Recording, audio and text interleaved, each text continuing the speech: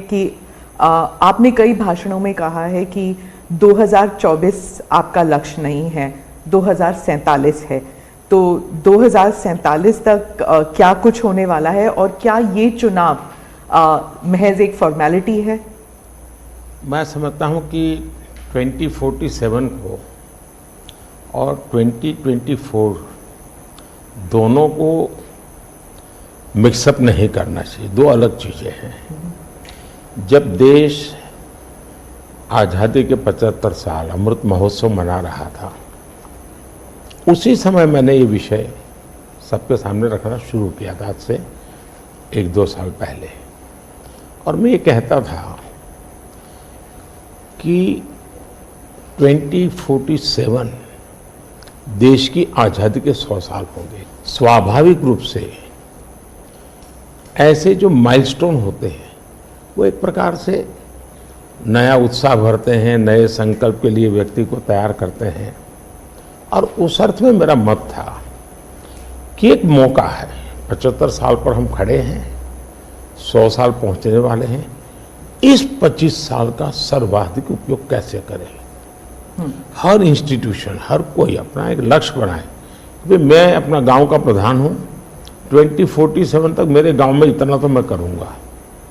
RBI को मैं कार्यक्रम में भी गया, 90 साल का उनका कहा।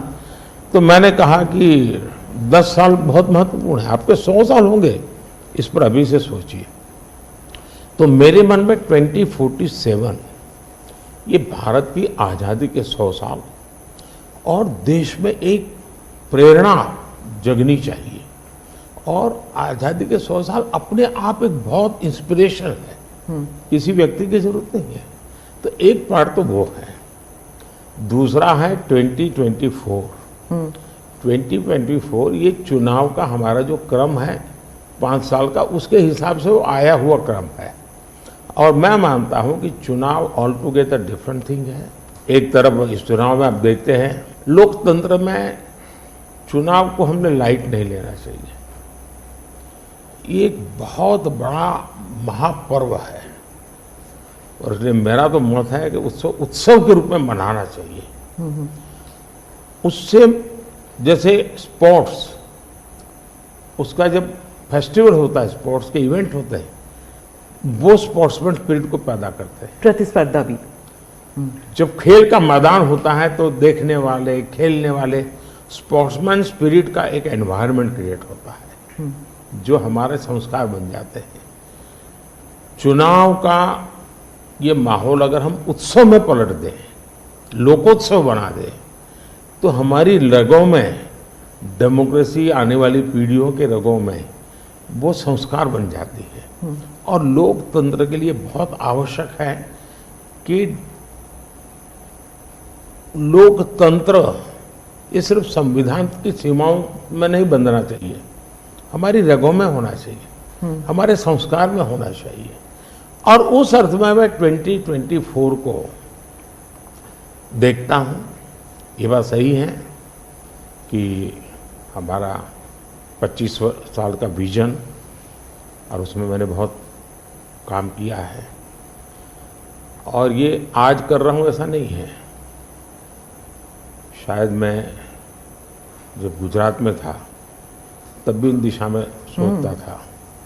अब देखिए 2024 का चुनाव तो देश के सामने एक अवसर है कि एक कांग्रेस सरकार का मॉडल और एक बीजेपी सरकार का मॉडल, उनका 5-6 दशक का काम, मैं उनके लिए बहुत खुला मैदान छोड़ता हूं, 5-6 दशक का काम, और मेरा सिर्फ 10 साल का काम।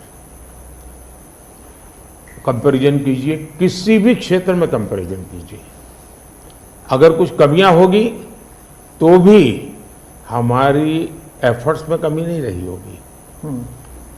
दूसरा, मुझे 10 साल में 2 साल तो कोविड की लड़ाई में जाना पड़ा और आफ्टर इफेक्ट भी बहुत था। फिर भी आज हम कंपैरेटिवली देश को स्पीड कहो, स्केल कहो, सर्वांगीण विकास की बात करें तो वो कहें, सर्वसमावेशक विकास की बात कहें तो वो देखें, हर पैरामीटर पे आपको कांग्रेस के मॉडल से एक ऐसा मॉडल नजर आ रहा है कि हाँ, इस रास्ते पर हम चलेंगे इतनी गति से, और गति और बढ़ानी है मुझे। अगले टर्म में गति भी बढ़ानी है और स्केल भी बढ़ाना है, तो वो तो मेरा लक्ष्य ही है। दूसरा, आप देखेंगे कि जब देश चलाने की देशवासी जिम्मेवारी देते हैं तो आपका सिंगल माइंडेड फोकस होना चाहिए। देश के लोग दुर्भाग्य से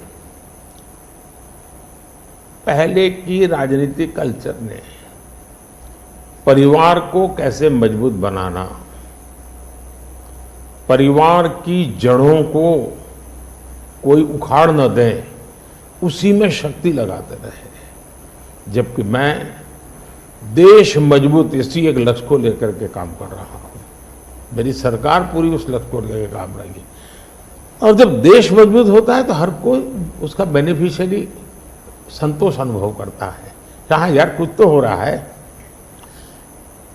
मेहनत तो कर रहा है, ईमानदारी से कर रहा है, इन चीजों का इम्पैक्ट होता है। तो 2024 ये चुनाव है और चुनाव का मैदान है, तो हम एक अपने ट्रैक रिकॉर्ड को लेकर के गए हैं और वे अपने ट्रैक रिकॉर्ड को लेकर के आए हैं। अब प्रधानमंत्री जी, आपने दो चीज़ों का जिक्र किया जिसके बारे में पूछना चाहूँगी। एक तो वो जब आरबीआई में जब आपने कहा 2014 विजन वगैरह की बात कर रहे थे, तो जब आप कहते हैं कि ट्रेलर है, आपके स्पीचेस में कहते हैं अभी तो ट्रेलर है, मैं बहुत कुछ करने वाला हूँ, तो एक कस्बा होता है जो थोड़ा नर्वस हो जाता है कि करने क्या वाले हैं मोदी जी। एक वो नर्वस होते हैं, जो दूसरी जिनका विश्वास आप पर पूर्ण तरह है, वो सोचते हैं कि हाँ अभी और काम बाकी है और मोदी जी उसे अंजाम देने वाले हैं। तो दोनों के लिए आप अगर हमें बताएं कि विजन क्या है कि 2047 तक किस तरह ये विजन सक्सेसफुल होगा, क्या आपका गेम प्लान है? जब मैं कहता हूँ कि मेरे मन में बहुत बड़े बड़े प्लान है और उसके लिए बहुत बड़े बड़े फैसले हैं, किसी को डरने की ज़रूरत नहीं है। मेरे निर्णय किसी को डराने के लिए नहीं है, किसी को दबाने के लिए भी नहीं है। मेरे निर्णय देश के सर्वांगीण विकास के लिए है, जन कल्याण के लिए है। देश के युवाओं के एस्पिरेशंस को मैं देर करना नहीं चाहता हूं, मैं समय बिगाड़ना नहीं चाहता हूं, उस अर्थ में मैं कह रहा हूं। दूसरी बात है, ज्यादातर सरकारों का स्वभाव होता है वो ये मिजाज में रहते हैं हमने तो सब कुछ कर लिया, हम तो सब कुछ करते हैं। मैं नहीं मानता हूं मैंने सब कुछ कर लिया है। मैंने ज्यादा से ज्यादा करने का प्रयास किया है, सही दिशा में जाने का प्रयास किया है। फिर भी बहुत कुछ है जो मुझे अभी भी करना है, क्योंकि मैं देखता हूं मेरे देश की कितनी आवश्यकताएं हैं। हर परिवार का सपना, वो सपना कैसे पूरा हो, ये मेरे दिल में पड़ा हुआ है। और इसलिए मैं कहता हूं जो हुआ है वो ट्रेलर है, आपको अच्छा लगा है, लेकिन मैं बहुत अधिक करना चाहता हूं, उस अर्थ में मैं उस बात को कहता हूं। दूसरी बात है कि 2047 का जो विजन का सवाल है, एक तो मैं लंबे समय तक मुख्यमंत्री रह करके आया हूं और मैं अनुभव करता था कि बार बार चुनाव, आचार संहिता, किसी भी राज्य में चुनाव हो तो मेरे राज्य से 30-40 सीनियर अच्छे अफसर ऑब्जर्वर के नाते जाते थे इलेक्शन ड्यूटी, तो 40-50 दिन तक वो बाहर रहते थे। तो मुझे चिंता रहती थी कि मैं सरकार कैसे चलाऊं, क्योंकि देश में ऐसे चुनाव होते ही रहते और मेरे ऑब्जर्वर जाते रहते, तो फिर मैंने सोचा कि मैं ये इसको वैकेशन नहीं मानता हूँ। मैं चुनाव होगा तो उस पीरियड को वैकेशन के रूप में नहीं लूँगा। मैं अफसरों को पहले से काम देता हूँ, भाई अगली सरकार के लिए ये काम करो। तो मैं उस समय भी 100 दिन का प्लान करता था। हाँ, उसी पे पूछना था मुझे। हाँ। अभी तो चुनाव हो ही रहे हैं, अभी रिजल्ट्स भी नहीं आए और आप 100 दिन का प्लान बना रहे हैं। मैं चुनाव में जाने से पहले शुरू किया। हाँ। और दरअसल मैंने कैसे किया कि मैं पिछले 2 साल से 2047 को ध्यान में रख के काम करता था और उसके लिए मैंने देश भर में लोगों के ओपिनियन मांगे, सुझाव मांगे। शायद 15 लाख से अधिक लोगों के मैंने सुझाव दिए हैं कि वो आने वाले 25 साल में हिंदुस्तान को कैसे देखना चाहते हैं। और मैंने सभी यूनिवर्सिटीज़ को कांटेक्ट किया, मैंने अलग अलग एनजीओ को कांटेक्ट किया, संगठनों को, और 15-20 लाख लोग उन्होंने इनपुट दिया। फिर मैंने एआई की मदद लेकर के उसको सब्जेक्ट वाइज बनाया, उसको काफ़ी मैंने टेक्नोलॉजी, आर्टिफिशियल इंटेलिजेंस, हाँ, टेक्नोलॉजी का भरपूर उपयोग किया। मैंने हर विभाग में अफसरों की एक डेडिकेटेड टीम बनाई कि भाई इस पर काम कीजिए, कैसे हो सकता है अगले टर्म के लिए, 25 साल के लिए। और फिर मैंने खुद ने उनके साथ बैठा, प्रेजेंटेशन दिए 2-2, 2.5 घंटे, और मेरा विजन के अनुरूप क्या चीजें हैं, कौन सी चीजें डुएबल हैं, कौन सी चीजें डुएबल नहीं, थोड़ा सा ट्रेलर बता सकते हैं? उसको मैं ऐसा है कि आचार संहिता चल रही है। अच्छा। मैं अभी अगर इन चीजों को बताऊंगा तो शायद कोई उसको गलत अर्थ में ले लेगा, तो मैं उसमें फंसना नहीं चाहता हूँ जी। लेकिन इसमें कुछ छुपा हुआ नहीं है, मिल ही जाएगा। दूसरा मैंने कहा कि मैं चाहता हूं कि ये जो मैं डॉक्यूमेंट बना रहा हूं, जो मेरा विजन है जी, लेकिन वो विजन मोदी की बपौती नहीं है, वो 15-20 लाख लोगों के विचारों को उसमें समाहित किया। एक प्रकार से इसकी ओनरशिप देश की है। 15-20 लाख लोग इनपुट देते हैं, मतलब पूरा देश दे रहा है जी। मैंने क्या किया है कि मैंने उसको अभी डॉक्यूमेंट के रूप में तैयार करवा रहा हूँ। जैसे ही चुनाव प्रक्रिया पूरी हो जाएगी तुरंत वो स्टेट को भेज दिया जाएगा। ओके। मैं चाहूंगा कि स्टेट उस पर काम करे। स्टेट को क्या लगता है, क्या हो सकता है, क्या नहीं। और वो सिर्फ बीजेपी स्टेट्स नहीं है, सभी नहीं, पूरा देश, ये देश का है, ये भाजपा का नहीं है जी। ओके। ये काम देश का है जी। फिर मैं नीति आयोग की मीटिंग बुलाऊंगा, उसमें इस पर व्यापक चर्चा करूंगा मुख्यमंत्रियों के साथ, और फिर उसमें से एक फाइनल चीज बनेगी। दूसरी तरफ मैंने अफसरों को कहा कि अभी जो हमारे सामने चित्र बना है, जो कुछ भी इनपुट आए उसके आधार पर मैंने अपने इनपुट दिए। उसमें से मुझे 3 हिस्सों में काम करना है। एक, बीजेपी का जो मैनिफेस्टो आएगा उसमें से करणीय काम तुरंत कैसे ले सकते हैं।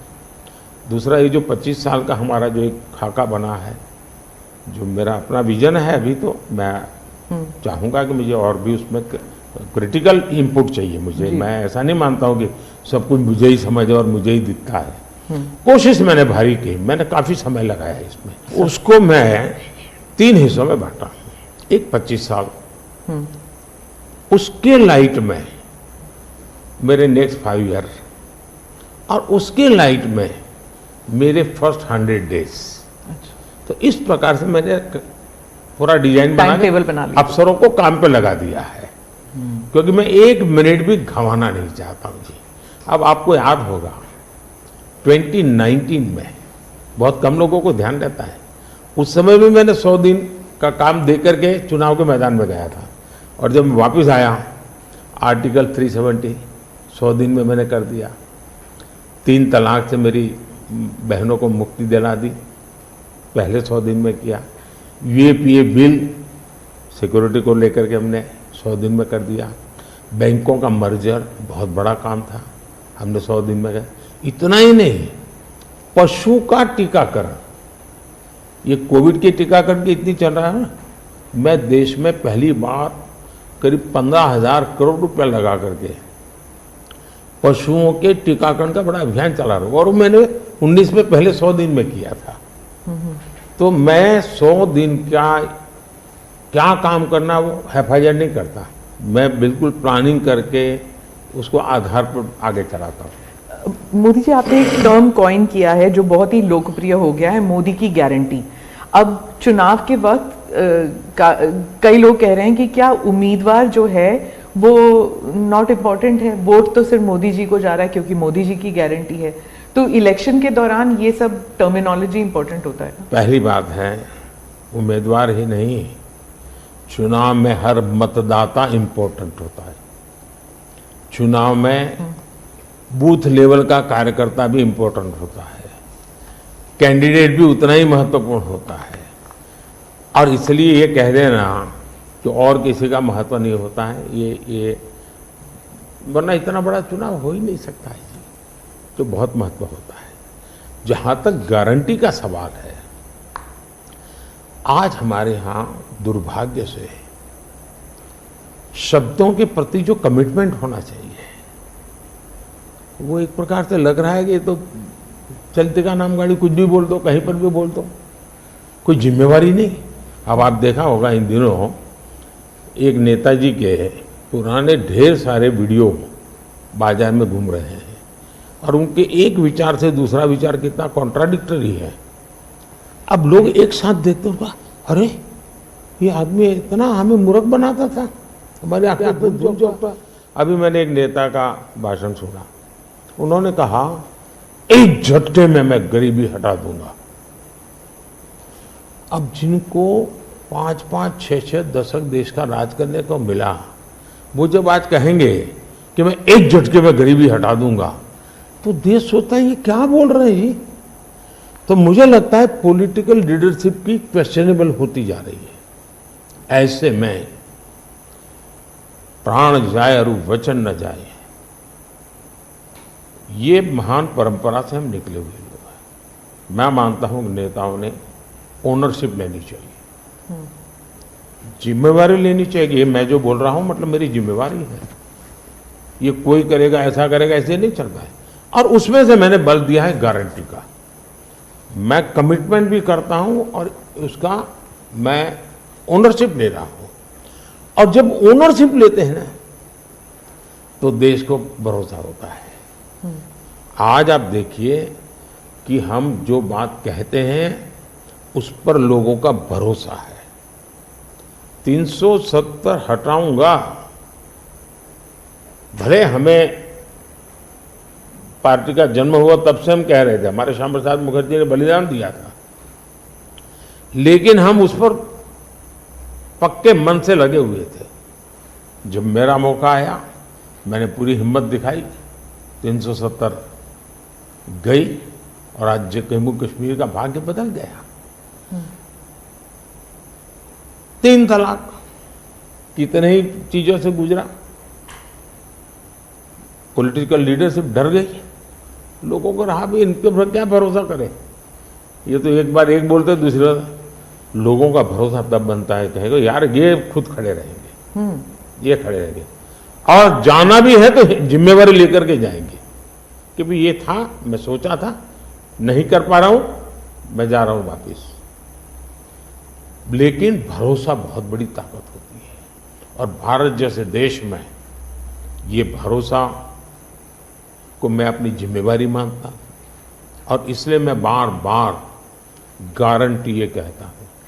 मोदी जी, आप भरोसे की बात करते हैं, जब भी हमारे कैमरा टीम्स जहां भी जाते हैं वो सब यही कहते हैं कि जो मतदाता हो या कैंडिडेट हो वो सब यही बात करते हैं, मोदी पर भरोसा।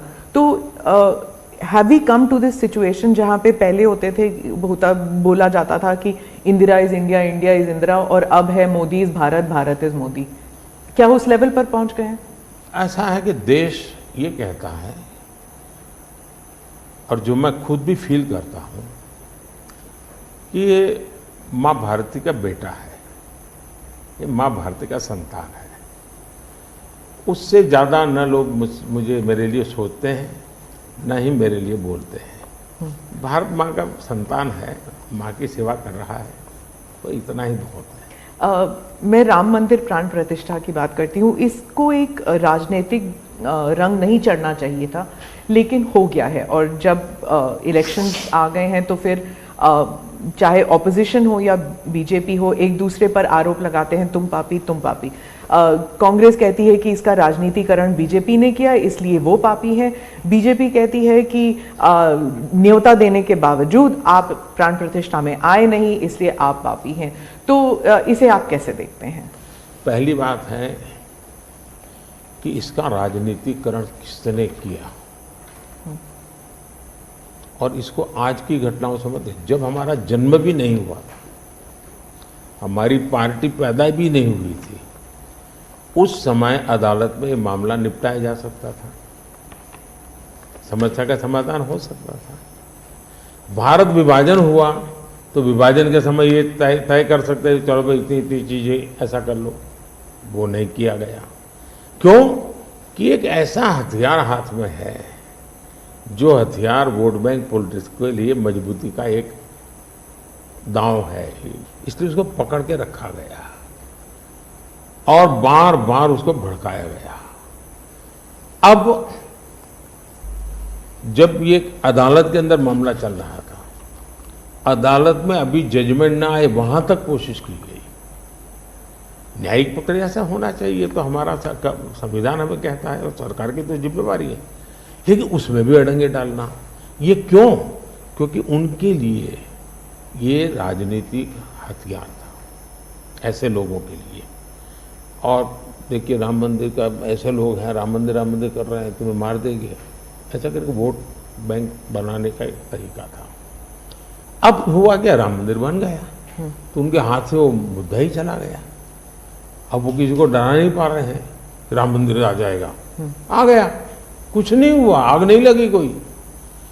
दूसरा, इनकी प्रकृति, आप सोमनाथ मंदिर से लेकर के अब तक की घटनाएं देखिए, वे भारत की मूलभूत आस्थाएं, भारत का मूलभूत जो पिंड है, उसके प्रति नेगेटिविटी लेकर के ही देश में वो अपनी बात है। अब सोमनाथ मंदिर को क्या प्रॉब्लम था? सरदार पटेल थे, डॉक्टर राजेंद्र बाबू को जाना था, वहां तो न जनसंघ था, न भाजपा था, न आरएसएस थी, न कोई लड़ाई थी, लेकिन उन्होंने मना कर दिया जाने। वो जो नेहरू जी की जो चिट्ठी थी, हाँ, जो भी है, अब ये और वो परंपरा आज भी चल रही है कि प्राण प्रतिष्ठा का निमंत्रण मिले और आप उसको ठुकरा दें। सचमुच में तो आपको गर्व होना चाहिए कि ये राम मंदिर निर्माण करने वाले जो भी लोग हैं, जिन्होंने संघर्ष भी किया है, वे आपके सारे पाप भूल करके, सारे आपके गुनाह भूल करके घर में आकर के आपको इनवाइट कर रहे हैं और नए से व्यवहार शुरू करना चाहते हैं। आप उसको भी उस पुराने मिजाज से ठुकरा दे, तब लगता है कि आपके लिए वोट बैंक एक बहुत बड़ी आपकी मजबूरी है, और उस वोट बैंक के चलते इस प्रकार की चीजें होती रहती। और ये किसी को नीचा दिखाना, किसी का अपमान करना, ये अपना अधिकार मानते हैं। और मैं कभी कभी कहता हूँ, वे तो नामदार है, हम तो कामदार है। अब मैं नॉर्थ ईस्ट जाऊँ, वहाँ के लोग कोई कपड़े पहना दे, मैं पहनता हूँ, उसकी भी मजाक उड़ाना, यानी हर चीज की। मैं तमिलनाडु जाऊँ, लुंगी पहनूँ, तो उनको लगता है देखो ये कर रहा है, वो कर रहा है। मैं हैरान हूँ जी, इतनी नफरत लोकतंत्र में नहीं होती है, नहीं होनी चाहिए। देखिए हमारे लिए, मैं मानता हूँ ये न राजनीति का विषय हम लोगों के लिए है, न होना चाहिए और न कभी होगा। हमारे लिए एक जबरदस्त आस्था का विषय है जी। और ये कोई प्रभु राम का संबंध कोई मेरे कारखाना में नहीं आया जी, हजारों साल से, और दुनिया के अनेक देशों में है। जब ये राम मंदिर का निमंत्रण देने के लिए ट्रस्ट के लोग मुझे आए, उन्होंने ठुकरा दिया। मैं सोचने लगा, इतना बड़ा मुझे दायित्व दिया जा रहा है, मैं अपने आप को योग्य क्या कैसे करूं, अपने आप को योग्य कैसे बनाऊं। तो मैंने कुछ लोगों की एडवाइस ली, कुछ संतों की, कुछ जानकार लोगों की, मेरी स्पिरिचुअल लाइफ से जुड़े हुए कुछ लोगों को मैंने पूछा कि भाई मैं इसको एक प्रधानमंत्री के रूप में इस कार्यक्रम को नहीं लेता हूँ, एक राम भक्त के रूप में करना चाहता हूँ, मुझे क्या करना। उसमें से मुझे सुझाव आया, तो सुझाव तो बहुत, लेकिन मैंने फिर कुछ अध्ययन भी किया और मैंने मनोमन तय किया कि मैं 11 दिन का अनुष्ठान करूँगा। और मैं जमीन पे सोता था, नारियल के पानी पर रहता था, और तय किया मैं प्रभु राम जहाँ जहाँ गए थे उसमें जहाँ भी मैं जा सकता हूँ जाने का प्रयास करूँगा। और वहाँ मैं अपना, जब मैं श्रीरंगम मंदिर में गया, दक्षिण भारत में, हाँ, दक्षिण भारत में, और कंब रामायण का मैंने पाठ किया वहाँ, तब मुझे वहाँ के लोगों ने बताया कि साहब 800 साल पहले जब कंब रामायण की रचना हुई तो पहला पाठ इसी जगह में हुआ। और मैं देख रहा सबके आंख में आंसू थे। ये जो मैंने अनुभूति की है साउथ में खास करके। यहाँ बैठे हुए लोगों को अंदाज नहीं आएगा जी कि क्या भक्ति है, क्या आस्था है और कितनी पवित्रता है उसमें। मेरा कार्यक्रम नोन नहीं था, मेरा काम तो ऐसा व्यक्तिगत था, लेकिन जो जन सामर्थ्य एक प्रकार से मुझे उनके भाव में अनुभव कर रहा था, तो मेरे लिए शायद मेरी स्पिरिचुअल जर्नी की एक बहुत बड़ा महत्वपूर्ण एक 11 दिन की घटना में देखता हूँ। मैं और राम मंदिर प्राण प्रतिष्ठा को मैंने बहुत गंभीर लिया था जी। मैंने एक इवेंट के रूप में नहीं लिया था जी, मेरे लिए वो इवेंट नहीं था। वो एक स्पिरिचुअल मूवमेंट था आपके लिए? मैं मानता, मुझे दिखता था वो 500 साल का संघर्ष, मुझे दिखता था 140 करोड़ लोगों की श्रद्धा, सपने, और देश के गरीब गरीब लोगों ने पाई पाई देकर के मंदिर बनाया है जी। ये मंदिर 3 चीजें मैं देखता हूँ। एक, 500 साल का अविरत अखंड एक निष्ठ संघर्ष, लाखों लोगों का एक काम के लिए बलिदान। दूसरा, लंबी न्यायिक प्रक्रिया, इतने सालों की न्यायिक प्रक्रिया, और न्यायिक प्रक्रिया के हर तराजू से तूल करके निकला हुआ, कसौटी हुआ। दूसरा, टेक्नोलॉजी का उपयोग, ASI के द्वारा उसकी खुदाई, सबूत, ये एक बहुत बड़ा। और चौथा, हिंदुस्तान के कोटि कोटि लोगों ने 1-1, 2-2, 5-5 रुपया जो भी दे सकते हैं दे करके ये मंदिर बनाया है। ये मंदिर सरकारी खजाने से नहीं बना है।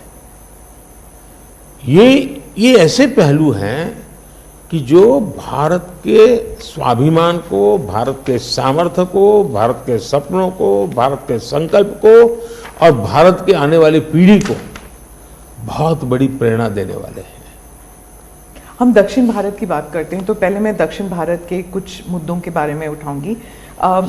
बीजेपी का एक ऐसा नेता तमिलनाडु में उभर के आया है जो इसके लिए मीडिया अटेंशन काफ़ी कुछ आ रहा है, वो है अन्नामलाई जी। तो वो काफ़ी कॉन्फिडेंट है कि तमिलनाडु में बीजेपी को डबल डिजिट फिगर आएंगे। तो क्या ये उनका ओवर कॉन्फिडेंस है कि आप भी तमिलनाडु इतनी बारी जा चुके हैं? पहली बात है कि तमिलनाडु जनसंघ के जमाने से और भारतीय जनता पार्टी, मैं कहता हूं 5-5 पीढ़ी हमारी इस विचार के लिए वहां खप चुकी है। तो एक निरंतर काम चला है। जब कांग्रेस से लोग निराश हुए तो प्रादेशिक पक्षों की तरफ गए और लंबे अरसे तक प्रादेशिक पक्षों का जो कुछ भी कामकाज देखा है, अब लोग निराश हो गए। निराशा के इस माहौल में उन्होंने दिल्ली में भाजपा की सरकार का मॉडल देखा, हिंदुस्तान में अन्य राज्यों में भाजपा की सरकार का मॉडल देखा, देश भर में जो तमिल बंधु रहते हैं उन्होंने अपने घरों में जाके बताया भी हम जिस राज्य में रहते हैं वहां तो ये हो रहा है। तो लोग स्वाभाविक तमिल प्रजा कंपैरिजन करने लगी कि जो हवा खड़ा किया गया था ये तो अच्छा काम कर रहे हैं। अब जैसे मैंने तमिल काशी संगम किया तो तमिलनाडु में डीएमके पार्टी वाले लोग ये तो पानीपुरी वाले करके मजाक उड़ाते थे, लेकिन जब तमिलनाडु के लोग काशी संगम कार्यक्रम में आए और काशी का रूप रंग देखा, उन्होंने कहा ये हमने तो जो सुना था ऐसा नहीं है, ये तो बहुत डेवलप दिखता है, बड़ी प्रगति हो रही है, IT का नेटवर्क दिखता है। तो सोचने का तरीका बदलने लगा और उसके कारण डीएमके के प्रति जबरदस्त गुस्सा पैदा हुआ है। मैं कल्पना नहीं कर सकता इतना बड़ा गुस्सा पैदा हुआ है। वो गुस्सा पैदा डाइवर्ट हो रहा है बीजेपी की तरफ पॉजिटिव वे में। और अन्नामलाई एक बहुत ही अच्छे आर्टिकुलेट है, यंग है, बहुत ही अपनी IPS कैडर में बहुत बड़ी प्रतिष्ठित नौकरी छोड़ करके आए हैं। दूसरा, लोग सोचते कि यार इतना बड़ा होनहार कैरियर छोड़ के आया आदमी तो DMK AIADMK में चला जाता, उसकी तो जिंदगी बन जाती। तो वो वहां नहीं गया, वो बीजेपी में आया। तो लोग आप यार ये बीजेपी में गया मतलब कुछ मेटल है, कुछ अच्छे इरादे वाला इंसान लगता है। तो स्वाभाविक रूप से उसके आकर्षण का केंद्र बना है। और मेरी पार्टी की विशेषता है, हम हर स्तर के हर छोटे मोटे कार्यकर्ता जिसमें क्षमता है उनको अवसर देते हैं। हमारा कोई परिवारवादी तो पार्टी है नहीं, परिवार से चलित पार्टी नहीं है, जिन पार्टियों में of the family, by the family and for the family होता है। और इसलिए हमारे यहाँ तो हर एक को अवसर मिलता है। फैमिली बेस्ड पॉलिटिक्स अगर हम बात करें तो तमिलनाडु में डीएमके ने कहा है कि उन्होंने काफ़ी बयान दिए हैं सनातन के खिलाफ, और वो तो काफ़ी अरसे से करते आए हैं, काफ़ी दशकों से उनका एंटी सनातन पोजीशन रहा है। लेकिन अब जो है वो लोग थोड़ा बहुत आक्रोश दिखने को मिल रहा है। तो आप क्या समझते हैं कि is it because of awareness कि लोग बीजेपी की तरफ मुड़ रहे हैं, या फिर सनातन के खिलाफ जो उनके स्टेटमेंट्स है वो बाकी राज्यों में भी ये फैल रहा है? अब मैं इस सवाल को जरा अलग तरीके से देखता हूं। सवाल हमें कांग्रेस को पूछना चाहिए। जो कांग्रेस जिसके साथ किसी जमाने में महात्मा गांधी का नाम जुड़ा हुआ था, जो कांग्रेस जहां इंदिरा गांधी जी गले में माला खुलेआम पहन करके घूमती थी, रुद्राक्ष माला, जो हाँ रुद्राक्ष माला पहन करके घूमती थी इंदिरा जी। सवाल कांग्रेस को पूछना चाहिए कि तुम्हारी क्या मजबूरी है कि सनातन के खिलाफ इतना जहर उगलने वाले लोगों के साथ तुम क्यों बैठे हो भाई? क्या तुम्हारी राजनीति अधूरी रह जाएगी क्या? ये कौन सी कांग्रेस की सोच विकृति आ रही है कांग्रेस में, ये चिंता का विषय है। डीएमके का तो जन्म शायद इस नफरत में पैदा हुआ होगा, और धीरे धीरे वो नफरत का खेल भी उनका लोग स्वीकार करने नहीं लगे हैं, और इसलिए वो नए नए तौर तरीके अपना करके बोल रहे हैं। प्रश्न उनका नहीं है, प्रश्न कांग्रेस जैसी पार्टी का है कि उसने अपना मूल कैरेक्टर गंवा दिया है क्या? जब संविधान सभा में जो लोग बैठे थे तो ज्यादातर गांधीयन लोग थे, ज्यादातर कांग्रेस की विचारधारा से जुड़े हुए लोग थे, और पहला संविधान बना, उसके हर पेज पर जो पेंटिंग है रामायण, वो सनातन की ही परंपरा से जुड़े हुए हैं। तो आपका संविधान बना, उस संविधान में सनातन का गौरव का हिस्सा था, और आज सनातन को इतनी भयंकर गालियां देने की हिम्मत हो और आप उनके साथ चुनाव की राजनीति करें, उनके साथ मंच साझा करें। मजबूरी कांग्रेस की ये देश के लिए चिंता का विषय है। और जो तमिलनाडु के मुख्यमंत्री और कुछ और दक्षिण के मंत्री हैं, मुख्यमंत्री हैं, वो कहते हैं कि जो दक्षिण है वो अलग इकाई है, उत्तर अलग इकाई है, दक्षिण भारत और उत्तर भारत, और बीजेपी जो है वो दक्षिण भारत में सेंध नहीं कर सकती। राहुल गांधी ने तो संसद में भी कहा था कि आप अगर पूर्व से देखें, बंगाल से देखें, उड़ीसा, आंध्र प्रदेश, तेलंगाना, तमिलनाडु, केरल तक जाएं, पूरे उस एरिया में बीजेपी सेंध नहीं कर पाएगी। दो अलग इकाई है क्या दक्षिण भारत और उत्तर भारत? पहली बात है, भारत बहुरत्ना वसुंधरा है, भारत विविधताओं से भरा हुआ देश है। यहाँ रेगिस्तान भी है, यहाँ समुद्री तट भी है, यहाँ हिमालय भी हैं, और यहाँ सह्याद्री भी हैं, यहाँ गंगा के पट भी हैं और कावेरी के पट भी हैं। तो भारत को टुकड़ों में देखना ये भारत के प्रति नासमझी का परिणाम है। अगर यही भाव होता, अगर आप हिंदुस्तान में देखें प्रभु राम के नाम से जुड़े हुए गांव कितने सबसे ज्यादा कहाँ हैं, तो तमिलनाडु में है।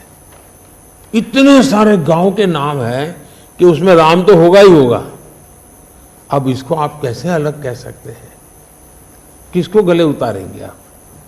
लेकिन भारत की विविधता है, पंजाबी जैसा होगा वैसा नागालैंड का व्यक्ति नहीं होगा, गुजराती जैसा होगा वैसा कश्मीर का व्यक्ति नहीं होगा। तो विविधता ही तो हमारी शक्ति है, हमने विविधता को सेलिब्रेट करना चाहिए।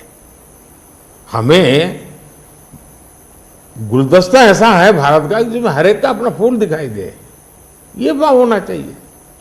कांग्रेस कहती है कि बीजेपी और खासकर मोदी जी इस विविधता को अप्रिशिएट नहीं करते, एक रंग में ढालना चाहते हैं, और अगर 400 सीट जो आप कह रहे हैं अगर वो आ जाता है तो संविधान रद्द हो जाएगा, एक ही भाषा, एक ही रहन सहन, एक ही तरीका होगा, और वो है जो मोदी जी कहेंगे।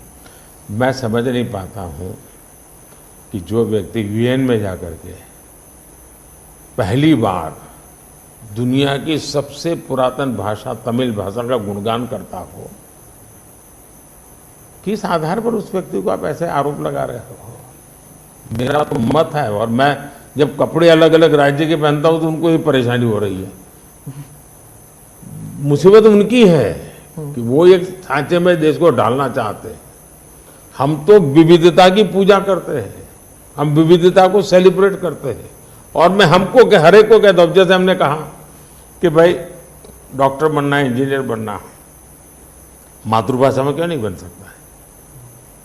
जब मैं मातृभाषा में डॉक्टर इंजीनियर बनने की बात करता हूं, मतलब कि मैं मातृभाषा को सेलिब्रेट कर रहा हूं, उसका महात्म्य बढ़ा रहा हूं। मुझे ये अभी ये गेमिंग वाले सब बच्चों के साथ बैठा था, तो उनमें से किसी ने पूछा कि हमारे लिए कोई संदेश, तो ऐसे मैंने कहा एक काम करो, अब जब भी आप हस्ताक्षर कहीं करेंगे, सिग्नेचर करेंगे, अपनी मातृभाषा में सिग्नेचर करो, इतना तो गर्व करो। अब मैं तो विविधता को लाने की कोशिश कर रहा हूं। अब उनको आरोप लगाने हैं, क्या करेंगे? कुछ मुख्यमंत्री हैं वो कहते हैं कि उन्हें सेंटर से सहयोग नहीं मिलता। दक्षिण के भी कुछ मुख्यमंत्री हैं, आप भी मुख्यमंत्री रह चुके हैं, अब प्रधानमंत्री हैं पिछले 10 साल में। क्या कोऑपरेटिव फेडरलिज्म को लेकर आपके विचार बदल गए हैं जब आप मुख्यमंत्री थे और जब अभी आप प्रधानमंत्री हैं? दरअसल, और क्या उन्हें नहीं मिलता सहयोग? दुर्भाग्य हुआ है कि जो रीजनल एस्पिरेशंस होते हैं उसको सबसे ज़्यादा तवज्जो देनी चाहिए। ये मेरी पार्टी की फिलॉसफी है। अगर आप रीजनल एस्पिरेशंस जो हैं उसको नकार करके विकसित भारत का सपना पूरा नहीं कर सकते। दूसरा, मैं गुजरात में लंबे समय तक मुख्यमंत्री रह के आया हूं, और मेरा सौभाग्य है कि देश में मैं पहला प्रधानमंत्री ऐसा हूं कि जिसके पास राज्य के मुख्यमंत्री का इतना बड़ा अनुभव रहा है।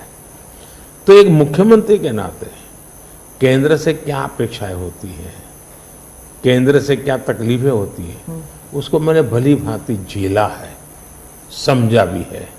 और इसलिए मैं कतई नहीं चाहूँगा कि मेरे देश का कोई राज्य, उसका उमंग उत्साह हो विकास का, उस पर कोई रुकावट पैदा हो। अगर रुकावट हटा सकता हूँ और उसमें मैं उनकी मदद कर सकता हूँ, वो भी मैं करने के लिए, क्योंकि मुझे देश बनाना है। दूसरा, मैं जब गुजरात था तब भी मेरा मंत्र था, यहाँ सरकार यूपीए की थी, तब भी मेरा मंत्र था भारत के विकास के लिए गुजरात का विकास। मैं गुजरात का विकास करूंगा, क्यों? क्योंकि मुझे मेरा देश का विकास करना है। हमारे देश में वातावरण बनना चाहिए। और हमने एस्पिरेशनल डिस्ट्रिक्ट की कल्पना की। हर राज्य में हमने कहा कि ये राज्य के पैरामीटर के बराबर है। भारत सरकार ने योजना बनाई, उसकी मदद की। सभी राज्य आज हमारे एस्पिरेशनल डिस्ट्रिक्ट में और एस्पिरेशनल ब्लॉक में मिलकर के हम काम कर रहे हैं और बहुत अच्छे परिणाम नजर आ रहे हैं। अब आप कोरोना देखिए, मैंने इतनी बार चीफ मिनिस्टर से मीटिंग की, शायद 20-25 बार, और हर चीज में सब मिलकर के निर्णय करते थे। तो हम साथ मिलकर के चले तो हम कोरोना के जंग को जीतने में सफल हुए। और मैं पब्लिकली कहता हूं कि कोरोना की लड़ाई में भारत की सफलता का कारण, मैं सभी राज्यों का भी उतना ही योगदान है, मैं रिकॉग्नाइज करता हूं। और इसलिए मैंने हमेशा कहा है कि देश को आगे ले जाना है तो हमें कॉम्पिटिटिव कोऑपरेटिव फेडरलिज्म चाहिए। हमारे यहाँ स्पर्धा होनी चाहिए, तंदुरुस्त स्पर्धा होनी चाहिए विकास की, तब जाकर के। अब देखिए G20, मैं G20 दिल्ली में कर सकता था, मैंने ऐसा नहीं किया। हिंदुस्तान के हर राज्य में G20 समिट किया, क्योंकि हर राज्य में G20 को सबसे ज्यादा अवसर मिले, लोगों को उस राज्य को देखने का अवसर मिले, राज्य को अपना एक्सपोजर के लिए ग्लोबल प्लेटफॉर्म मिल जाए। क्यों? क्योंकि मैं चाहता हूं मेरा देश का हर कोना मेरे लिए देश ही है। मोदी जी, 2 सवाल G20 को लेकर मैं पूछना चाहती थी। आपसे। एक तो वो जो क्लासिक शॉट था ना, वो प्रेसिडेंट बाइडेन और प्रिंस सलमान जो हैंडशेक वाला जो शॉट, उसके बारे में एक। दूसरा, वेस्टर्न मीडिया में बहुत से आर्टिकल्स आते थे उस वक्त कि कोई कंसेंसस होगा नहीं, डेक्लेरेशन होगा नहीं, पर हो गया डेक्लेरेशन। तो ये इन दोनों चीज़ों की बैक स्टोरी बताइए। एक तो आपने वो हैंडशेक कैसे करवाया और दूसरा डेक्लेरेशन कैसे हुआ? एक ग्लोबल गुड जब उसके लिए काम करते हैं और अपने निजी कोई इफ्स एंड बट्स नहीं होते हैं, तो आप दुनिया को ऑन बोर्ड ले सकते हैं। और मेरी कोशिश ये थी कि मुझे बताइए भाई, आखिरकार ये G8 और G20 पैदा कैसे हुआ? जिन मुद्दों को लेकर के पैदा हुआ तो उस मुद्दों से हटना नहीं चाहिए, और उसमें सब मेरे से कन्विंस हुए, सब लोग कन्विंस हुए। कुछ लोगों से मुझे व्यक्तिगत बातचीत करने की जरूरत थी, मैंने वो भी किया। कुछ शब्दों की किसी के आग्रह रहते थे, उनको मैंने समझाने का प्रयास किया। दूसरा, मेरा इरादा था कि मैं लास्ट सेशन में नहीं करूंगा, मैं इसको इतना जल्दी करूंगा कि लोग सरप्राइज कर जाएंगे। और इसलिए मैंने दूसरे ही दिन पहले ही सत्र में डिक्लेरेशन वाला काम पूरा कर दिया। तो जो नेगेटिव अनुमानों के आधार पर सारा G20 घसीटने की कोशिश होती थी, मैं इसको किसी भी हालत में चौंका देना चाहता था। तो दैट वाज माय स्ट्रेटेजी, और वो स्ट्रेटेजी सफल हुई। और मुझे खुशी है, जहां तक दुनिया के उन देशों को क्यों लाए साथ, कैसे लाए। देखिए, सिल्क रूट की चर्चा हम बहुत समय से सुनते आए हैं। सिल्क रूट किसने बनाया, कैसे बना, कोई हिस्ट्री अवेलेबल नहीं है। तो सिल्क रूट चल पड़ा और यानी इवॉल्व हुआ धीरे धीरे। हम लोगों ने ये जो IMEC की दिशा में हम गए हैं, ये बहुत बड़ा गेम चेंजर बनने वाला है, और आने वाले हजारों साल उसका इम्पैक्ट है। जैसा सिल्क रूट का इम्पैक्ट हजारों साल रहा, वैसा इसको इम्पैक्ट रहने वाला है। और उसमें मैं सबको विश्वास हुआ कि भाई हाँ, ये तरीका है। उसमें गल्फ कंट्रीज का भी पॉजिटिव और प्रोएक्टिव रोल था। भारत ने एक अच्छी भूमिका निभाने का भारत को अवसर मिला। US, यूरोप हमारे साथ थे, और सबको लगा कि एक कॉन्क्रीट पॉजिटिव आउटकम निकलेगा, तो हम उसको लेकर के मिलते थे। तो उसमें स्वाभाविक था कि सऊदी किंग और प्रेसिडेंट बाइडेन और दोनों के साथ मेरी अच्छी मित्रता है, तो मैं किसी का भी हाथ भी पकड़ सकता हूँ, किसी की बात भी कर सकता हूँ। पर्सनालिटी पॉलिटिक्स भी आता है ना, क्योंकि देखिए आप कि अगर हम विदेश नीति की बात करें तो खाड़ी के साथ जो हमारे रिश्ते बेहतर हुए हैं, उसके लिए बहुत से लोग कहते हैं कि it is because of your personal intervention, आपको सम्मान भी दिया गया था वहाँ पर। तो चाहे ईस्ट एशिया हो या वेस्ट एशिया हो, इसमें पर्सनालिटी पॉलिटिक्स कहाँ तक इम्पोर्टेंट है कि आप उनके जो राष्ट्रपति हैं या प्रधानमंत्री हैं, उनके साथ आपका वाइबिंग होता है, आप उनके साथ बातचीत करते हैं और वो फिल्टर डाउन होता है, फिर कहाँ तक इसमें पर्सनालिटी पॉलिटिक्स भी है? मैं समझता हूँ कि इसके अलग अलग व्यू हो सकते हैं और सब सही हो सकते हैं। एक मत स्ट्रॉन्ग है कि पर्सनालिटी कल्ट या पर्सनल रिलेशन, ये बहुत ज़्यादा इन चीज़ों में नहीं डाले थे। एक मत है, स्ट्रॉन्ग मत है। मुझे लगता है कि हमारी डिप्लोमेसी अगर प्रोटोकॉल में फंसी रहेगी तो हम परफॉर्म नहीं कर पाएंगे। डिप्लोमेसी की ताकत भी इनफॉर्मल में भी है, प्रोटोकॉल में ही ऐसा नहीं है। प्रोटोकॉल में ज्यादा पोजीशनिंग होता है, पहले कौन आएगा, पहले कौन हाथ मिलाएगा वगैरह, उसी में समझ जाता है। तो मैंने शुरू से देखा कि भाई, जैसे मेरी शपथ हुआ था, बड़ा इंटरेस्टिंग है। मैंने तय किया कि मैं सार्क देशों को 2014 की शपथ, हाँ 2000 पहली बार सार्क देशों को बनाने का मेरे मन में विचार आया। और उसके पीछे कारण ये था क्योंकि मेरा चुनाव प्रचार में मुझ पर आरोप एक ही था कि ये मोदी तो एक राज्य से आया है ये देश की राजनीति क्या समझेगा, विदेश नीति क्या समझेगा, ये तो डुबो देगा। ये चुनाव प्रचार का मेरा खिलाफ के जो मुद्दे थे उसमें एक बड़ा महत्वपूर्ण मुद्दा था, सब लोग मेरी मजाक उड़ाते थे। तो मुझे लगा इनको एक ही एक्शन से मुझे जवाब दे देना चाहिए, बोलने की जरूरत नहीं है पहले दिन से। तो मैंने शपथ समारोह में सार्क देशों को बुलाया।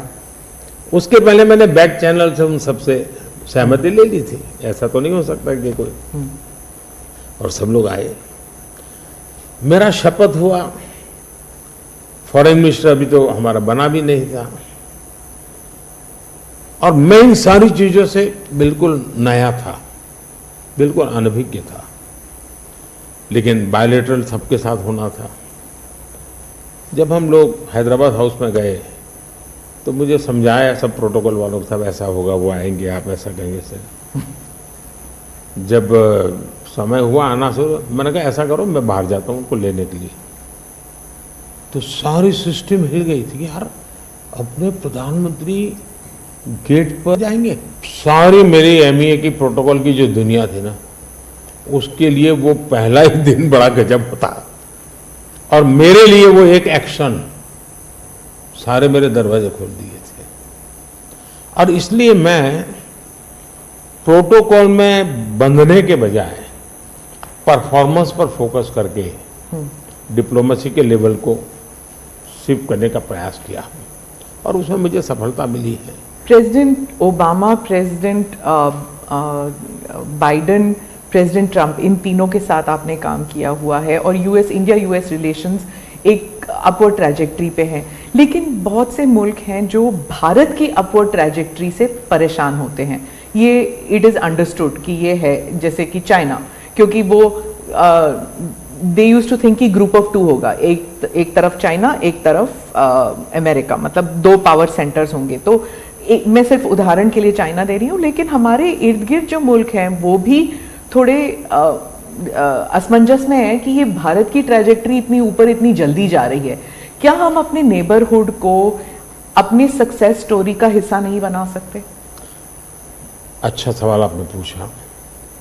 हमारी डे वन से पॉलिसी है, एक नेबर फर्स्ट, दूसरा एक्ट ईस्ट। तो जो हमारे ईस्टर्न पार्ट के जो हमारे आसियान कंट्री के देश हैं, उसमें हमने एक्ट ईस्ट पॉलिसी लिया है, यहाँ नेबरहुड फर्स्ट। तो ये हमारा डे वन से हमारे देश की भी पॉलिसी है और हमारी भी पॉलिसी है।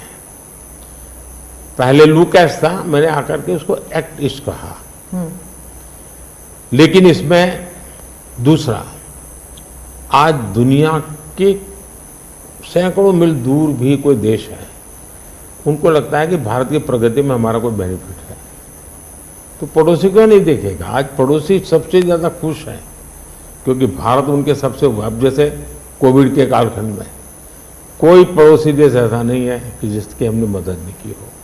नेचुरल कैलेमिटी, कोई ऐसा देश नहीं है। अब जब नेपाल में भूकंप आया, फर्स्ट रिस्पॉन्डर हम थे।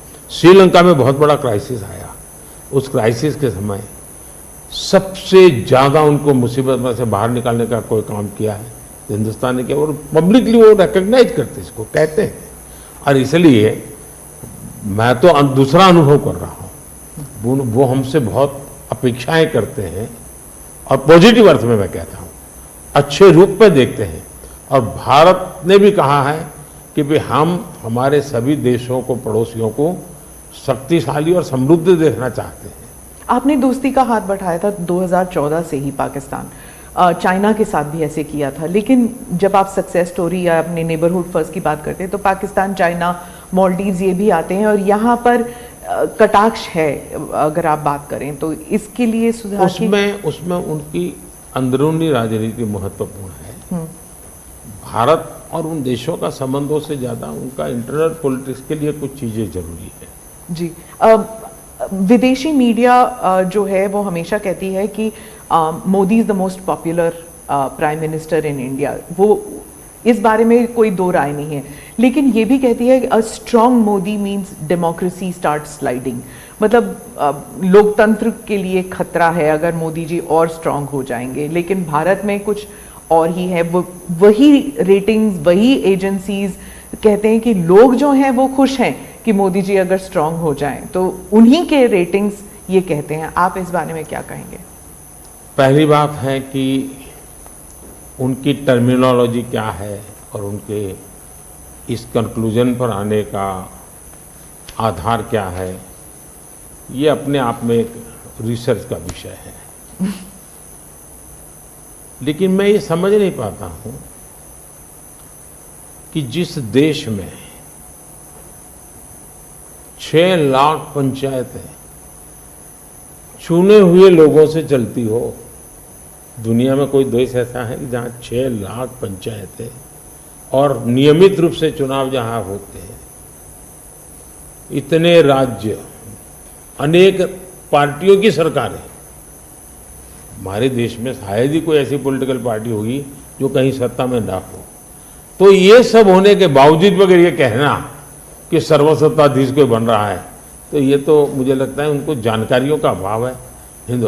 दूसरा, अगर मोदी सर्वसत्ताधीश के रूप में रहता तो G20 में मेरे अगल बगल में ही कर रहा है।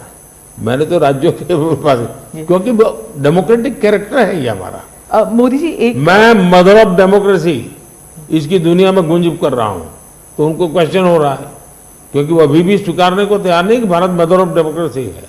हाँ, एक सवाल था, यूक्रेन में जब युद्ध चल रहा था तो भारत के जो वहाँ पर छात्र थे उन्हें सुरक्षित रूप से वापस भारत लाया गया। ये एक दिल हिलाने वाला किस्सा था। इसमें आपने हॉस्टिलिटीज़ रोकने के लिए पर्सनल हस्तक्षेप किया था, पर्सनल इंटरवेंशन किया था, ये सुनने में आया है, तो इसके बारे में कुछ बताएंगे?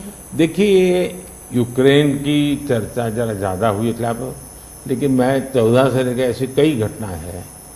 अगर आपने एक सुषमा स्वराज जी का एक इंटरव्यू है, आप देखिए कि कैसे यमन में से हमने हिंदुस्तान के लोगों को लाए, और सऊदी किंग के साथ मैंने बात कर करके उनसे कहा भाई मुझे वहाँ यमन से लोगों को लाना है, तो आपका बॉम्बार्डिंग चल रहा है, हम कर नहीं पा रहे हैं, मुझे कैसे मदद करेंगे? तो उन्होंने कहा कुछ समझ लीजिए मुझे।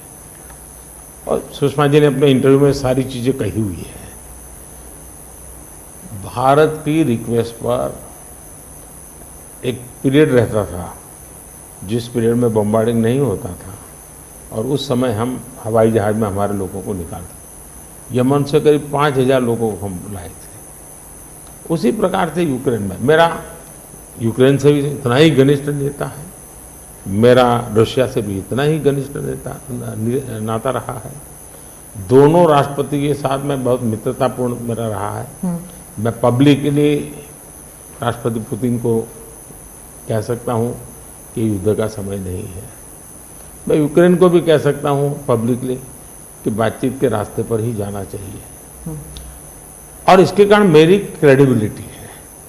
और जब मैंने कहा भाई भारत के इतने लोग, हमारे नौजवान फंसे हुए हैं और मुझे आपकी मदद चाहिए, और मैं आप क्या व्यवस्था कर सकता हूँ, फिर मैंने बताया मैंने इतनी व्यवस्था की है, आप इतना मेरी मदद कीजिए। उन्होंने मदद की, और भारत के तिरंगे की ताकत इतनी थी कि विदेशी व्यक्ति की भी भारत का तिरंगा हाथ में रखता था तो उसके लिए जगह मिल जाती थी।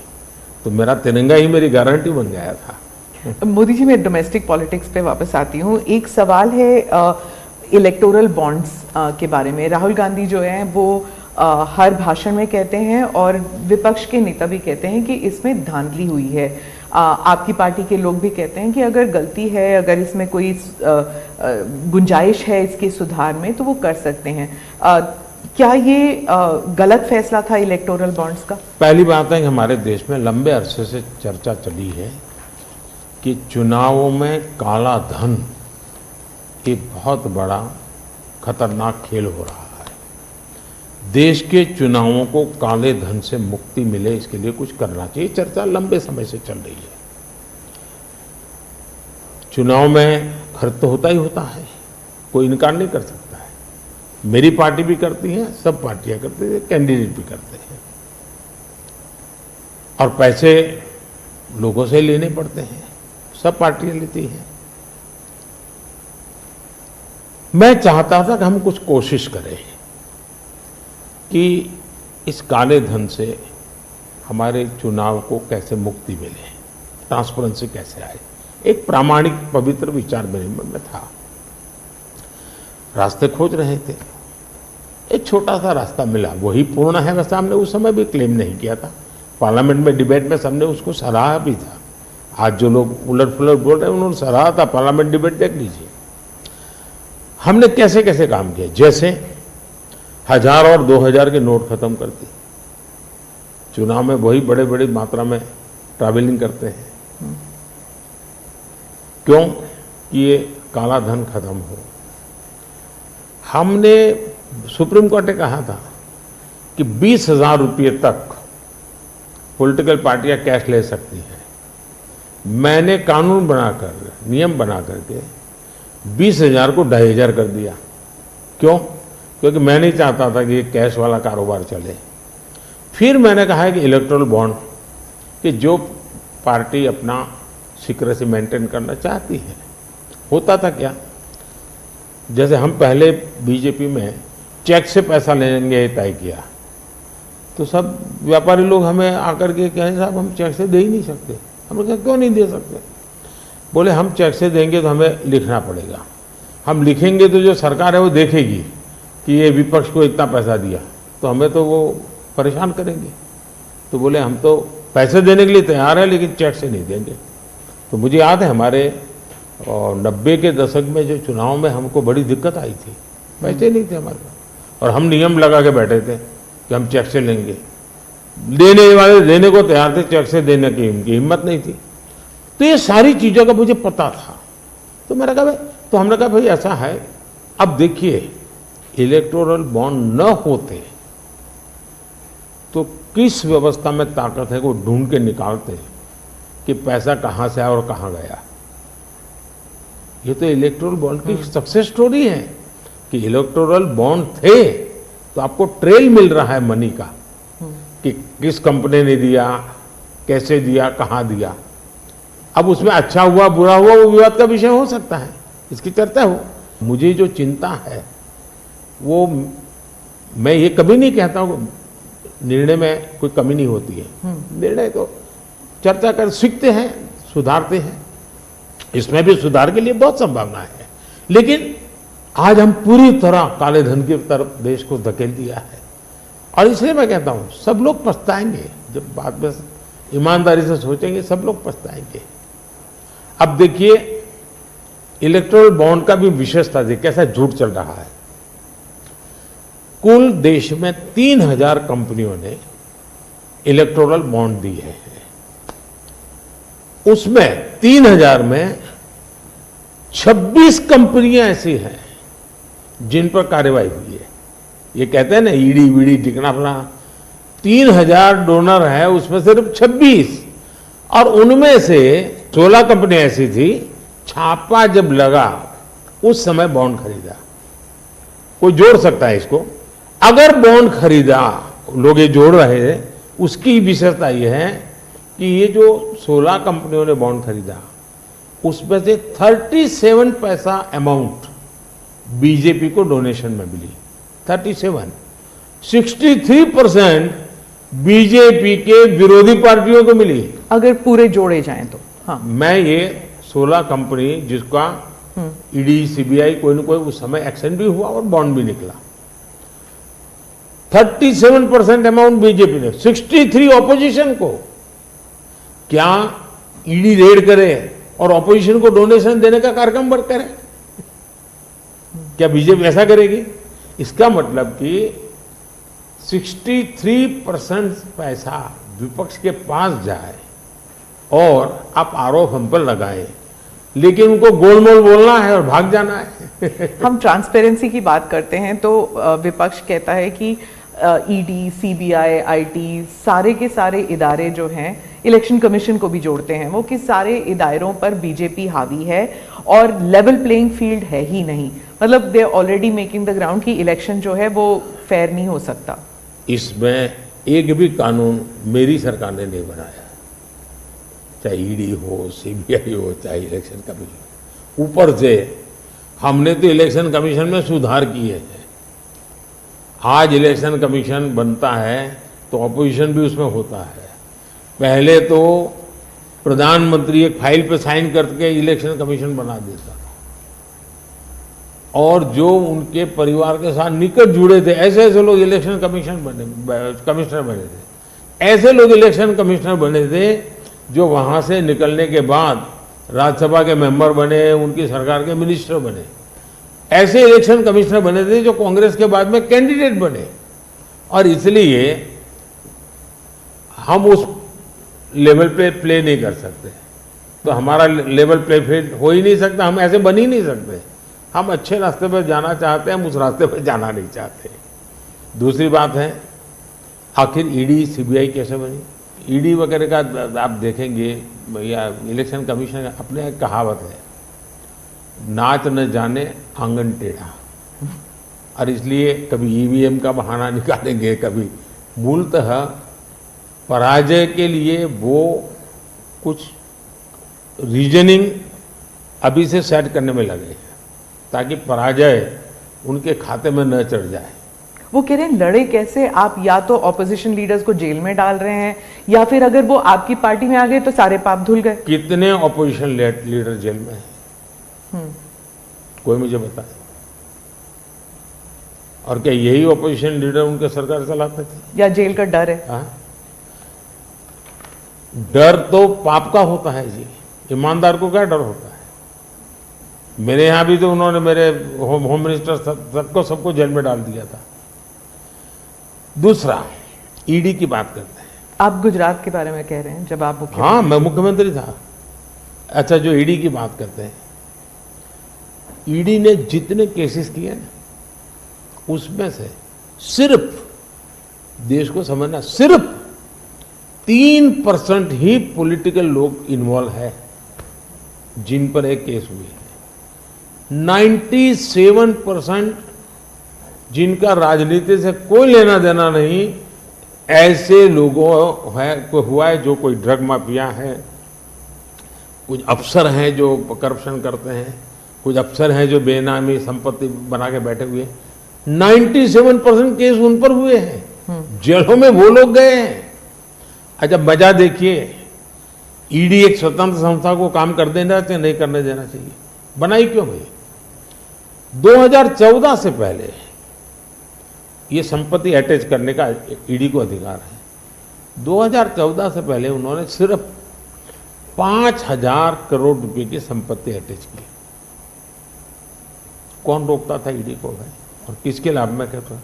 मेरे कालखंड में गलत काम करने वालों की 1 लाख करोड़ रुपए की संपत्ति अटैच हुई है। कई देश की जनता का पैसा नहीं है? दूसरा आंकड़ा तो आप और हैरान हो जाओगे। 2014 पहले इसी ईडी ने देश में से 34 लाख रुपए, 34 लाख रुपया कैश जब्त किया था। मतलब कि स्कूल बैग में आ जाए इतना पैसा, स्कूल बैग में आ जाए। पिछले 10 साल में हमने 2,200 करोड़ रुपया कैश जब्त किया है, 2,200 करोड़ रुपया कैश जब्त किया है। कहां 34 लाख, कहां 2,200 करोड़?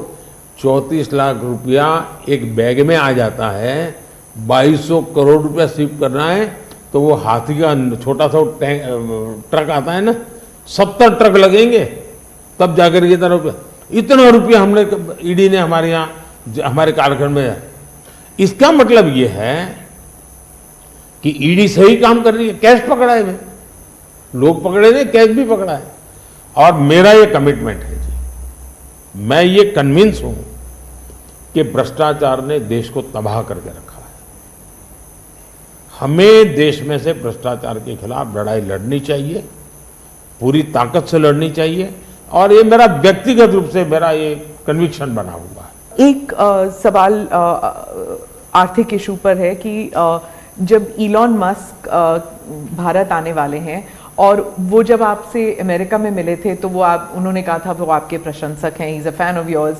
क्या हम भारत में टेस्ला कार, स्टारलिंक, ये सब देखेंगे? और इससे जुड़ा एक सवाल था कि क्या इस जब ऐसे कंपनीज भारत में आएंगे तो क्या नौकरियां बढ़ेंगी? क्योंकि बहुत से लोग चाहते हैं कि, और थोड़ा भय भी है कि जब ये इंटरनेशनल कंपनीज भारत आएंगी तो क्या भारत में नौकरियां होंगी नहीं होंगी, इन दोनों पर पूछना चाहती हूँ मैं। देखिए, पहली बात है, एलन मस्क मोदी के प्रशंसक है, वो अपनी जगह पे है, मूलतः वो भारत के प्रशंसक है। और मैं अभी उनको मिला ऐसा नहीं, मैं 2015 में उनकी फैक्ट्री देखने गया था, वो कहीं बाहर थे, तो स्पेशली अपने सारे कार्यक्रम कैंसिल करके वो वापस आए, मुझे सब चीज़ें खुद ने अपनी फैक्ट्री में दिखाई और उनका विजन क्या है वो मैं उनसे समझा। मैं अभी गया तो दोबारा भी उनसे मिला था और अभी वो भारत आने वाले भी हैं। देखिए, भारत में पिछले 10 साल में दुनिया भर से हर क्षेत्र में पूंजी निवेश हो रहा है। अब हमारा ईवी मार्केट, इलेक्ट्रिक व्हीकल का मार्केट कितना बड़ा बना है, आपको जानकर के हैरानी होगी कि कितना बदलाव आया है, लोग पकड़ नहीं पाते। 2014-15 में हमारे देश में 2000 इलेक्ट्रिक व्हीकल थे, 2000 बिके थे। 14-15 में 2000 इलेक्ट्रिक व्हीकल बिके थे। 2023-24 में 12 लाख इलेक्ट्रिक व्हीकल बिके हैं। कहा 2000 का 12 लाख। इसका मतलब इतना बड़ा चार्जिंग स्टेशन का नेटवर्क बना है, पर्यावरण को बहुत बड़ी मदद मिली है। यानी एक प्रकार से, और उसको लेकर के हमने आपको एक पॉलिसी का रूप दिया है। हमने दुनिया को कहा कि भाई भारत बहुत तेजी से ईवी पे जा रहा है, मैन्युफैक्चरिंग करना चाहते वो आना चाहे आइए। इतना ही नहीं, मैं चाहता हूं हिंदुस्तान में निवेश आना चाहिए, क्योंकि भारत में वो चीजें जिसमें भले पैसा किसी का भी लगा हो, पसीना मेरे देश का लगना चाहिए, उसके अंदर सुगंध मेरे देश की मिट्टी की आनी चाहिए, ताकि मेरे देश के नौजवानों को रोजगार मिले। और मैं उसके लिए, अब देखिए, गूगल उसका बड़ा काम यहाँ कर रहा है, सैमसंग यहाँ पर आया, एप्पल बहुत बड़ी मात्रा में यहाँ पर आया। हमारे यहाँ बड़ोदरा के अंदर एयरक्राफ्ट मैन्युफैक्चरिंग के लिए काम शुरू हुआ, सेमीकंडक्टर के लिए अभी तो ताइवान के एक लीडर का बड़ा अच्छा बयान भी आया। यानी हम हर क्षेत्र में चाहते हैं कि लोग टेक्नोलॉजी ट्रांसफर करें, हम चाहते हैं कि लोग पूंजी निवेश करें, हम चाहते हैं कि हमारे देश के नौजवानों को रोजगार मिले। मैं ये अब मुझे मंजूर नहीं है कि मेरा देश के गेहूं बाहर जाए और ब्रेड में बाहर से लूं। मैं ऐसा नहीं चलाऊंगा। जो भी करूंगा मेरे देश में करूंगा, मेरे देश के नौजवानों के लिए करूंगा, और मैं इसके लिए नीतियां भी बनाता हूं, हिम्मत के साथ बनाता हूं, और लोग आ भी रहे हैं, भरोसा कर रहे हैं। प्रधानमंत्री जी, अंत में 2 सवाल पूछना चाहूंगी।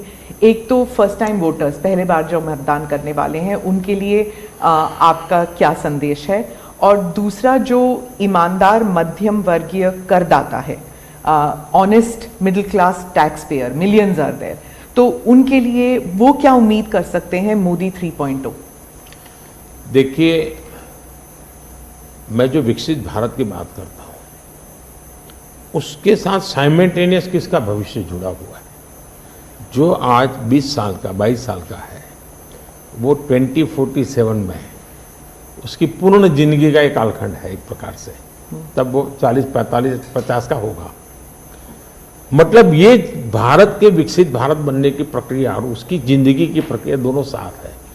गोल्डन अपॉर्चुनिटी है उसके साथ। ये सबसे ज्यादा बेनिफिशियरी आज का जो फर्स्ट टाइम वोटर है, वो 2047 का सबसे बड़ा बेनिफिशियरी बनने वाला है। ये बात मैं उसको समझा रहा हूं कि भाई मैं तेरा भविष्य बना रहा हूं, तुम मेरे साथ जुड़ जाओ। और मैं क्या मानता हूं कि वो जुड़ेगा। दूसरा, फर्स्ट टाइम वोटर जो है वो परंपरागत चीजों से बाहर आना चाहता है। अब आप देखिए, विपक्ष का घोषणा पत्र पूरी तरह इकोनॉमी को फेल करने वाला घोषणा पत्र है। एक प्रकार से विपक्ष का घोषणा पत्र देश के जो फर्स्ट टाइम वोटर है, या पिछले जिनकी उम्र 25 से कम है, उनके भविष्य को रौंदने वाला उनका मैनिफेस्टो के इकोनॉमिक प्रोग्राम है। वो तो खटाखट खटाखट खटाखट पैसे देने वाला।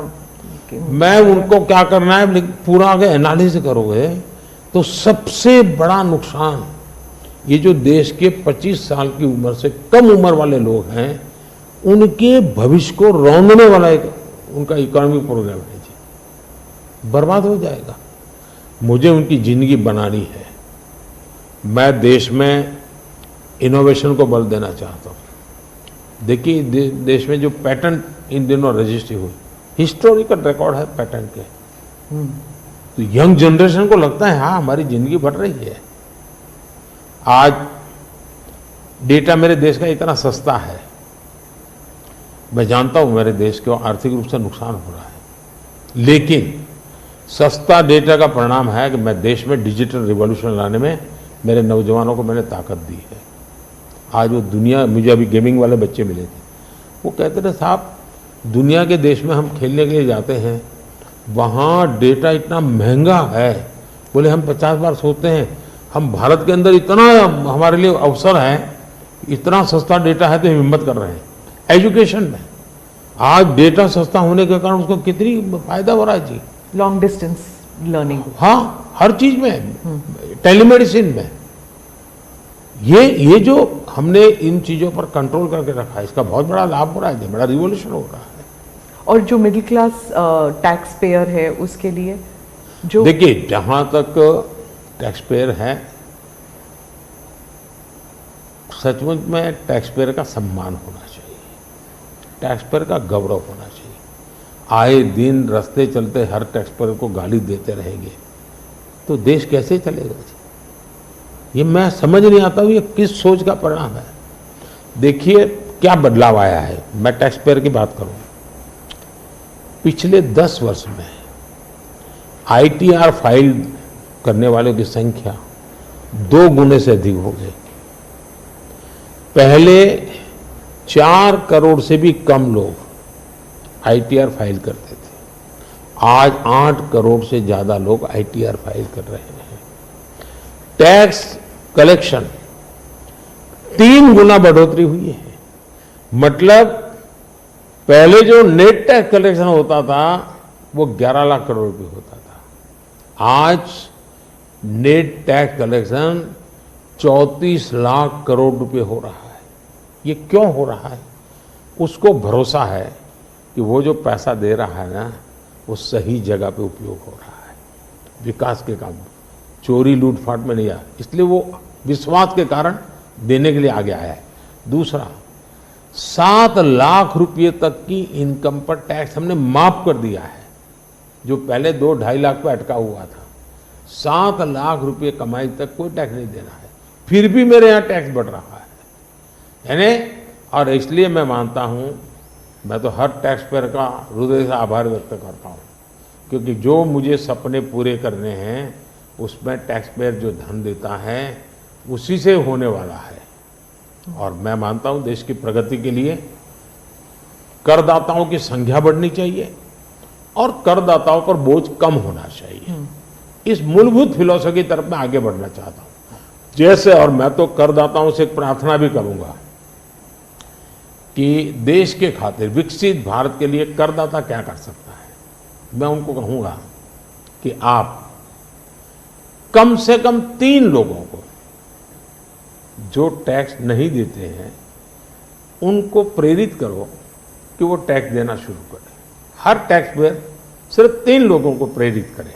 और मैं उनको समझाता हूँ, जब मैं गरीब का घर बनाता हूँ उसमें जो ईंट लगती है ना, किसी न किसी टैक्स पेयर की ईंट है, वो उसका जो पुण्य है ना, वो जो परिवार उसमें रहता है, जो पुण्य संतोष व्यक्त करता है, उसका पुण्य उस टैक्स पेयर को जाता है। किसी गरीब को मैं जब मुफ्त राशन देता हूँ, जब खाना पका करके अपने बच्चों को खिलाता है ना, तब वो कोई टैक्स पेयर सोचे कि हाश मैंने टैक्स दिया था, वो भूखा बच्चा खाना खा रहा है, उसको टैक्स देने का आनंद आएगा। और इसलिए मैं टैक्स पेयर का धन, जन कल्याण के काम, इनको कोरिलेट कर करके ही चलना चाहता हूँ, ताकि देने वाले को संतोष हो कि मेरे पैसों से ये हो रहा है। ये बहुत बड़ी आवश्यकता है। और मैं बार बार कहता हूं कि ये जो गरीब के घर की थाली है ना, उसका संतोष का जो पुण्य है ना, उसका हकदार कोई है तो देश का टैक्स पेयर है। मोदी जी, चुनाव के दौरान आपने वक्त निकाला और हमसे इतनी सारी बातें की, उसके लिए धन्यवाद। बहुत बहुत धन्यवाद आपको। और मेरे देशवासियों से ये फर्स्ट टाइम वोटर्स को मेरी अपील है कि देश के नाम वोट कीजिए। मैं उनको कोई राजनीतिक वोट के लिए नहीं कह रहा, देश के नाम वोट कीजिए। खुद का आने वाला 25 साल के भविष्य के लिए वोट करें, ये मैं उनसे आग्रह करूंगा। दूसरा, मैं देशवासियों का कहूंगा, मैं सभी पॉलिटिकल पार्टी के वर्कर्स को भी कहना चाहूंगा कि गर्मी बहुत है, धूप में सभी पार्टी के वर्कर दौड़ रहे हैं। मैं सभी पार्टी के वर्कर को कहूँगा, बहुत पानी पीजिए, बहुत पानी पीजिए, दौड़िए, बहुत दौड़िए, लेकिन पानी बहुत पीजिए, ताकि इस धूप में, इस गर्मी में मतदाताओं को भी कहूँगा, कितनी ही धूप क्यों ना हो, आप मतदान अवश्य करें। हो सके तो सुबह जल्दी जल्दी मतदान कीजिए। ये और लोकतंत्र के उत्सव के रूप में चुनाव को मनाएं, यही मेरी प्रार्थना होगी देशवासियों को। अगली चुनाव सर्दियों में कीजिएगा और 1 नेशन 1 इलेक्शन वाला। आपने सही मुद्दा उठाया। 1 नेशन 1 इलेक्शन हमारा एक कमिटमेंट है। हमने पार्लियामेंट में भी बोला हुआ है, हमने कमेटी भी बनाई थी, कमेटी का रिपोर्ट भी आया है। तो 1 नेशन 1 इलेक्शन के संबंध में देश में बहुत लोग ऑन बोर्ड आए हैं, सभी दलों ने, बहुत लोगों ने इसमें जो कमेटी को अपना सुझाव दिए हैं, बहुत ही पॉजिटिव सुझाव आए हैं और बड़े इनोवेटिव सुझाव आए हैं। और देश का बहुत बड़ा लाभ होगा अगर हम इस रिपोर्ट को लागू करवा पाते हैं तो। जी, धन्यवाद मोदी जी। नमस्कार, थैंक यू।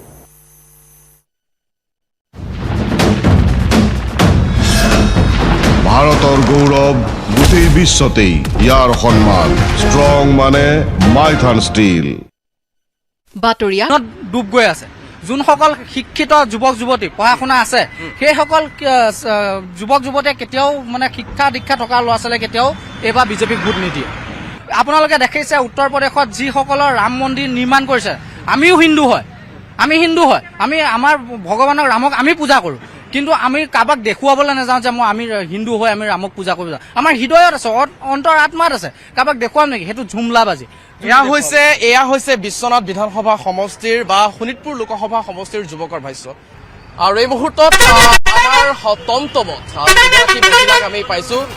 দুগৰাকী মহিলাৰ পৰা আমি মন্তব্য ল'বলৈ চেষ্টা কৰিম। তেওঁলোকে কি ভাবে, তেওঁলোকে কি কয়, তেওঁলোকৰ মনৰ কথা আমি এই মুহূৰ্তত ল'ম।